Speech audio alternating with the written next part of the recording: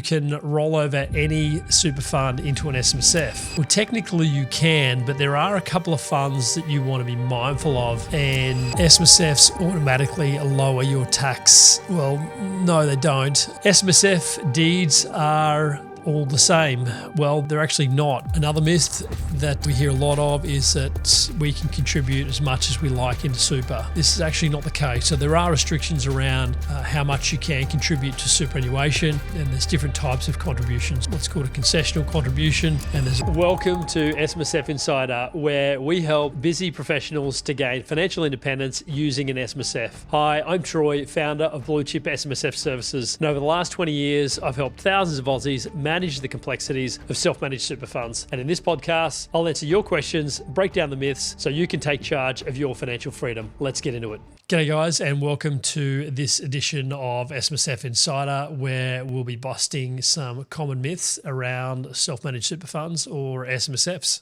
The first one is you can roll over any super fund into an SMSF.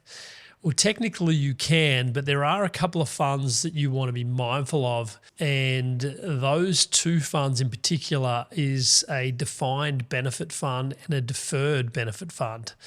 Now, typically those two funds will be state government funds or federal government funds, and deferred benefit fund is one that defers the contributions tax. The 15% contributions tax gets deferred until retirement or until funds are rolled out of that particular fund and into another fund.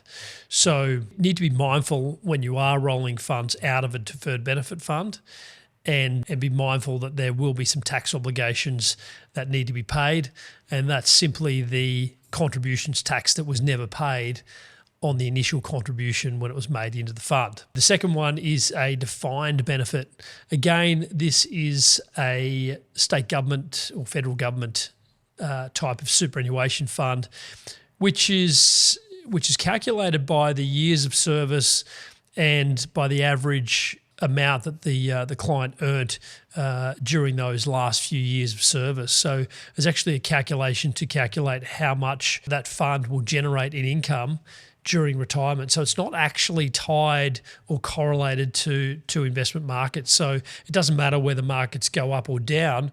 A defined benefit gives you a defined amount of retirement income stream during pension phase. So those are the two types: a defined benefit fund and a deferred benefit fund are the two types you want to be mindful of when you, if you've got one of those funds and you're looking to roll out. Just get some advice before touching any of those funds. I'm also going to record an episode on these two funds, so go check those out when you get a chance. SMSF deeds are all the same. Well, they're actually not. So you want to make sure when you're establishing an SMSF, the deeds that you're using actually allow you to invest in the assets that you're wanting to purchase. So make sure you're getting some advice around that, because deeds aren't all the same. They do differ. And certainly if you've got an older deed and you're investing in certain asset classes, you want to maybe do what's called a deed refresh and update those trust deeds before you go investing in assets without updating those deeds. Another big one is you can use your SMSF to buy your own home or buy a holiday house. Well, no, you can't use an SMSF to buy your own home. It needs to be purchased and rented out at an arm's length, and it can't be rented to what's called a related party. And a related party refers to mum, a dad, a brother, a sister, an uncle, an auntie, or anyone that's related to you. So you can't purchase your own home with using your SMSF. And you shouldn't be purchasing your holiday home through your SMSF either, although many people do that. But typically you're supposed to be renting it out to at an arm's length to non-related parties if you are buying a holiday home. You can buy assets directly in your personal name using your SMSF money. Well, no, if you're purchasing assets for your SMSF, make sure that those assets are in the name of the SMSF and not in your own personal name. You can't just buy assets in your own personal name. using your SMSF money. The name of the asset that you're purchasing it must match the name of your SMSF. The reason for that is when you go to at the end of the financial year, when the audit is done on your superannuation fund, on your SMSF, the auditor is going to ask, where did that money go? And when you say, I used that money to purchase crypto or to purchase bullion or to purchase any other asset, the auditor is going to want to see a receipt for that asset, and that receipt must be in the name of the SMSF. If it's not, then the fund is deemed non-compliant. So that's the reason you need to purchase assets in the name of your SMSF and not in your own personal name. Just quickly, guys, if you're a busy professional, fed up with traditional super funds and overwhelmed by the setup of your SMSF, we can help. Book in a call with my team using the link in the show notes, and let's build your future on your terms. Now, back to the episode. SMSFs can invest in anything. Well, they almost can invest in anything. There's quite a large array of different assets that SMSFs can invest in. And as long as you're investing in the name of the SMSF and not in your personal name, they can invest in almost anything. There are restrictions around certain asset classes, so just be mindful when you are purchasing certain asset classes like collectibles or might be artwork or vintage cars, or there are restrictions around these types of assets. So make sure you're getting advice and getting some help and guidance around what you need to do to purchase those types of assets. Borrowing through your SMSF works like a normal loan. Well, technically it's not a normal loan. It's called a limited recourse borrowing arrangement. And when you are borrowing through your SMSF, you need a second trust called a bear trust. And that particular entity, the bear trust, is the one that actually does the borrowing, and that's the name of the asset will actually be in the name of the bear trust. So it's very different to a normal loan. It's considered a commercial loan, and the technical name for it is a limited recourse borrowing arrangement, or an LRBA. Crypto investing in SMSFs is unregulated. Well, it's not. At the end of the financial year, again, you'll need to provide some information to the auditor around the crypto assets that you've purchased, making sure that those assets, those digital assets, are in the name of your self-managed super fund. Another myth that we hear a lot of is that we can contribute as much as we like into super. This is actually not the case. So there are restrictions around how much you can contribute to superannuation, and there's different types of contributions. So there's what's called a concessional contribution, and there's also what's called a non-concessional contribution. It's important to understand the difference between those two. Non-concessional is one that's not deductible, and concessional is a contribution that's deemed deductible. So there is a clear difference between the two. One has a 15% contributions tax, being the concessional, and the other one has already had the tax already paid on it, so no additional contributions tax is required to be paid on that money. There are limits as well on each contribution type. Anything from $30,000 for a concessional right up into $120,000 for a non-concessional contribution.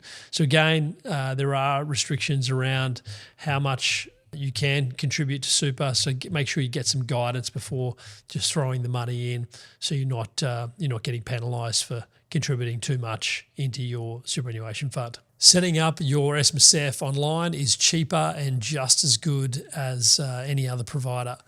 Well, it's certainly not the case. Unfortunately, when you are talking about self-managed super funds and establishing them, you sort of pay for what you get. So if you're paying next to nothing to set up your fund, you're probably going to get no service, and it's something you probably don't want when you're setting up a self-managed super fund. It is a complex structure, so it's important you get the right advice so you don't doesn't end up costing you more money in the long run. Yeah, so there are some horror stories around this. We do see it quite a lot where clients have tried to set up an SMSF by themselves and come a little bit unstuck, and then we're normally trying to fix the problem and tidy it all up, which can be quite costly because there is quite a bit of work involved trying to fix these things if they're not done correctly. So get the right advice and get some help when you're setting up your SMSF. Horror stories around setting up an SMSF by yourself. It could end up costing you more money, a lot more money, trying to fix it. So do get the right advice and get someone that knows what they're doing. Don't try and do it yourself.